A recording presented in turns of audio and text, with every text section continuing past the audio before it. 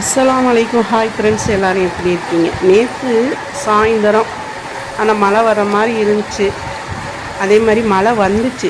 எப்படி வந்துச்சோ அப்படியே போயிடுச்சு. அப்புறம் என்னடா எல்லாம் இவ்வளோ வெக்கையாக இருக்குது, உடனே வந்துட்டு உடனே போகுதே, அல்லாஹ் உன் மனசு குளிர்ற மாதிரி மழையை கொடு அல்லாஹ் அப்படின்னு சொல்லவும் அல்லாஹ்தாலா அடுத்து மழையை கொடுத்தான்.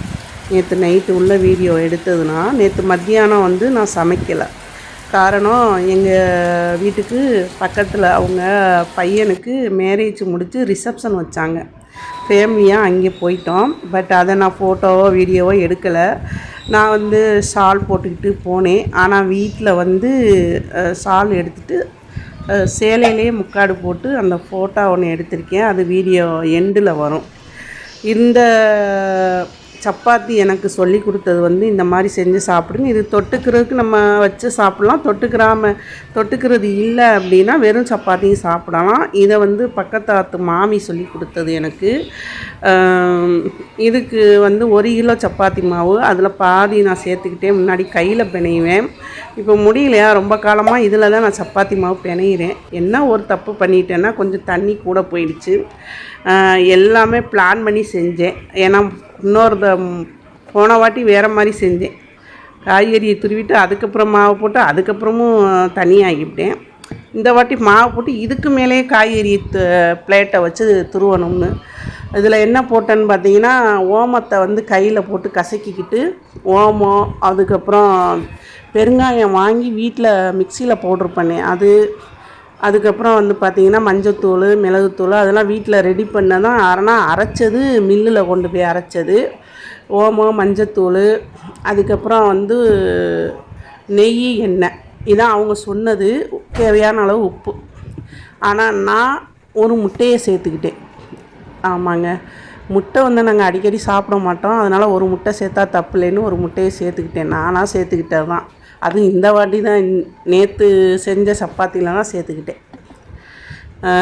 அதனால் அந்த ஒரு முட்டையை சேர்த்து காய்கறியை துருவி, இதுக்கு என்ன காய்கறினா, ஒரு வெங்காயம், பெரிய வெங்காயம், ஒரு முள்ளங்கி பெருசாக இருக்கிறதுனால கேரட்டை 2 கேரட்டாக போட்டுக்கிட்டேன். கேரட்டு பெருசு தான், அது கூட ஒரு சின்ன கேரட் போட்டுக்கிட்டு அதுக்கு மேலேயே திருவுறதுக்கு முன்னாடி கரண்டு போயிடுச்சு. ஏன்னா நம்ம கேட்ட துவா, இயற்கை, இறைவன் எல்லாம் சேர்ந்து ஒரு நைட்டு நல்ல மழை வந்துச்சுங்க. அருமையான மழை, நைட்டு பேஞ்ச மழை. குளுன்னு அல்லாவுக்கும் குளிர்ந்துச்சு. அல்லாஹ் படைச்ச அனைத்து உயிருக்கும் குளிர்ச்சியாக கொடுத்தான். போட்ட வெயிலுக்கு கோடையில் மழை பெஞ்சதையும் நான் எடுத்து வச்சுருக்கேன். சவுண்டு, இந்த மழை பயங்கர சவுண்டு. அந்த மழை ஸ்டார்டிங் அப்புறம் ஸ்லோவாகிறதுலாம் கேட்கும். அதுக்கப்புறம் கரண்டு வந்துச்சு. இதையெல்லாம் போட்டு எடுத்து கொஞ்சம் தண்ணி கூடுதலாக போயிடுச்சு. கூடுதலாக போகவும் இந்த மிக்ஸி வாங்கி ரொம்ப நாளாச்சு.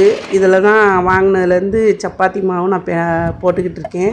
இதில் சப்பாத்தி மாவு, அப்புறம் வெங்காயம் கட் பண்ணுறது, நிறையா வெங்காயம் கட் பண்ணிக்கலாம். இந்த துருவுறதுல 2 இருக்குது. என்னன்னு கேட்டிங்கன்னா, ஒன்று இந்த மாதிரி பூ மாதிரி, இன்னொன்று வட்டமாக சிப்ஸுக்கு துருவுற மாதிரி. அப்புறம் பார்த்திங்கன்னா இதிலையே ஆரஞ்சு, சாத்துக்குடி, லெமன் அந்த ஜூஸ் போடுறதும் இருக்குது.